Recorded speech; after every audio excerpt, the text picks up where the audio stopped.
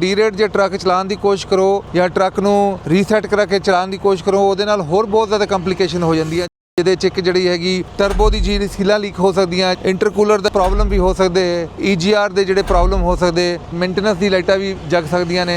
ਕਈ ਵਾਰੀ ਨੌਕਸ ਸੈਂਸਰ ਜਿਹੜੇ ਨੇ ਉਹਨਾਂ ਦੇ ਪਰਮਨੈਂਟ ਕੋਡ ਆ ਜਾਂਦਾ ਹੈ। ਬੈਸਟ ਇਹੀ ਹੈਗਾ ਕਿ USA DPF ਕਲੀਨ ਨੂੰ ਤੁਸੀਂ ਐਜ਼ ਅ ਮੇਨਟੇਨੈਂਸ ਆਈਟਮ ਰੱਖੋ। ਹਰ ਸਾਲ ਜੇ ਲੌਂਗ ਡਿਸਟੈਂਸ ਚੱਲਦੇ ਹੋ ਤੇ ਇੱਕ ਵਾਰੀ ਜ਼ਰੂਰ DPF ਸਿਸਟਮ ਕਲੀਨ ਕਰਾ ਲਓ। ਜਦੋਂ ਅਸੀਂ DPF ਕਲੀਨਿੰਗ ਦਾ ਕੰਮ ਸ਼ੁਰੂ ਕੀਤਾ ਸੀ USA ਟਰੱਕ ਸੇਲ ਤੇ ਤੁਹਾਨੂੰ ਯਾਦ ਹੋਣਾ ਕਿ ਬਹੁਤ ਸਾਰੇ ਲੋਕੀ ਕੁਐਸਚਨ ਕਰਦੇ ਸੀ ਜਾਂ ਕਿੱਦਾਂ ਹੋ ਸਕਦਾ ਕਿ ਬਿਨਾਂ ਫਿਲਟਰ ਕੱਢੇ ਤੁਸੀਂ ਟਰੱਕ ਨੂੰ ਸਾਫ਼ ਕਰ ਸਕਦੇ ਹੋ। ਹੁਣ ਦੇਖੋ ਜੀ, ਆਪਣੇ ਕੋਲ ਕੰਟੀਨਿਊਸਲੀ ਸਾਰੀ ਲੋਕੇਸ਼ਨਾਂ ਤੇ ਟਰੱਕ ਆ ਰਹੇ ਨੇ ਜਿਨ੍ਹਾਂ ਦੀ ਮਤਲਬ ਡਿਫਰੈਂਟ ਲੈਵਲ ਨੇ। ਕਈ ਇੱਦਾਂ ਦੇ ਹੈਗੇ ਜਿਹੜੇ ਐਜ਼ ਅ ਮੇਨਟੇਨੈਂਸ ਕਰਨ ਆ ਰਹੇ ਨੇ, ਉਹਨਾਂ ਨੂੰ ਪਤਾ ਹੈ ਕਿ ਜਿਹੜਾ DPF ਕਲੀਨ ਕਰਕੇ ਉਹਨਾਂ ਦੀ ਜਿਹੜੀ ਟਰੱਕ ਦੀ ਫਿਊਲ ਕੰਜ਼ੰਪਸ਼ਨ ਬਹੁਤ ਵਧੀਆ ਹੋ ਜਾਂਦੀ ਹੈ। ਉਹਦੇ ਬਾਅਦ ਟਰੱਕ ਦੀ ਪਾਵਰ ਵਾਪਸ ਆਉਂਦੀ ਹੈ, ਜ਼ੋਰ ਪੂਰਾ ਲਾਉਂਦਾ ਟਰੱਕ। ਤੇ ਕਈ ਇੱਦਾਂ ਦੇ ਨੇ ਜਿਹੜੇ ਆਪਣੇ ਭਾਈ ਜਿਹੜੇ ਜਿਨ੍ਹਾਂ ਦਾ ਟਰੱਕ ਡੀ-ਰੇਟ ਹੋ ਜਾਂਦਾ ਹੈ ਤੇ ਰਸਤੇ 'ਚ ਕਾਲ ਕਰਦੇ ਜੀ ਟਰੱਕ ਡੀ-ਰੇਟ ਹੋ ਗਿਆ, ਹੁਣ ਕੀ ਕਰੀਏ। ਤੇ ਕਹਿਣ ਦਾ ਮਕਸਦ ਟਰੱਕ ਡੀ-ਰੇਟ ਹੋਣ ਤੋਂ ਪਹਿਲਾਂ ਲਾਈਟ ਦਿੰਦਾ ਹੈ ਤੁਹਾਨੂੰ, DPF ਦੀ ਲਾਈਟ ਆਵੇ ਦੀ, ਉਹਦੇ ਬਾਅਦ ਇੰਜਨ ਦੀ ਲਾਈਟ ਆਵੇ ਦੀ, ਬਾਰ-ਬਾਰ ਟਰੱਕ ਰੀਜਨ ਲੱਗੇਗਾ। ਇਹ ਤੁਹਾਡੇ ਸਾਹਮਣੇ ਲੋਡ ਲੱਗਾ ਟਰੱਕ ਹੈਗਾ, ਇਹ ਸਾਡੇ ਕੋਲ ਆਇਆ ਬੇਕਰਫੀਲਡ ਬ੍ਰਾਂਚ 'ਚ।